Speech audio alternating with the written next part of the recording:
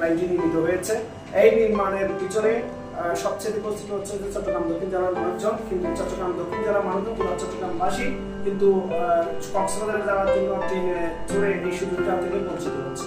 যারও একটা special train চালু হয়েছিল, এটা দিয়ে চট্টগ্রামবাসী একটা আশঙ্কা হয়েছিল, কিন্তু দুঃখজনক হলো এই ট্রেনটি আবার হঠাৎ করে ইঞ্জিন এবং চালক সংকটের কারণে বন্ধ করে দিচ্ছে, যার কারণে চট্টগ্রাম দক্ষিণ জেলার মানুষজন সহ পুরা চট্টগ্রামবাসী খুবই ক্ষুব্ধ হয়েছে এবং মহাপরিচালকের কাছে যে আমরা রেলমন্ত্রীর কাছে স্মারকলিপি দিয়েছি, মহাপরিচালকের কাছে স্মারকলিপি দিয়েছি, রেলওয়ে চট্টগ্রাম অঞ্চলের প্রধানের কাছে স্মারকলিপি দেওয়ার পরও ওনারা যে স্টেপ নিচ্ছে না, এই জন্য বৃহত্তর আন্দোলনে যাওয়ার জন্য অনেকে আমাদেরকে পরামর্শ দিচ্ছে।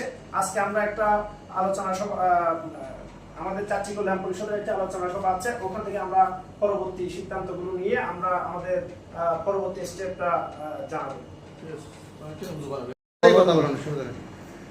এমনি আপনারা আন্দোলন আসলে কোন পর্যায়ে আন্দোলন করবেন? আন্দোলনে যাওয়া উচিত, আন্দোলনে যান, একদম নারায় যান, কিরকম আন্দোলন যেতে চান? আমরা আসলে আমরা যেতে চাচ্ছি 15,000 কোটি টাকা ব্যয়ে চট্টগ্রাম গুহাবাড়ি থেকে কক্সবাজার পর্যন্ত রেললাইনটা নির্মিত হয়েছে, যেটা মূলত আমাদের চট্টগ্রামবাসীর জায়গা সম্পত্তির গড় বাড়ি কি করে ক্ষতিগ্রস্ত করে তাদেরকে যদিও ক্ষতিপূরণ দেওয়া হয়েছে, আমাদের উপর দিয়েই রেললাইনটা হয়েছে। কিন্তু এখন চট্টগ্রামবাসী যদি এই রেলের সাথে যুক্ত না হয়, সার্ভিসটা না পায়, তাহলে সেগুলো তো অবশ্যই আমরা আন্দোলনে যাব। আমাদের চট্টগ্রামবাসীর এবং দক্ষিণ চট্টগ্রামবাসী সহ পুরো চট্টগ্রামবাসীর দাবি হলো চট্টগ্রাম থেকে একটি বিরতিহীন কক্সবাজার পর্যন্ত সার্ভিস চালু করতে হবে ট্রেনের।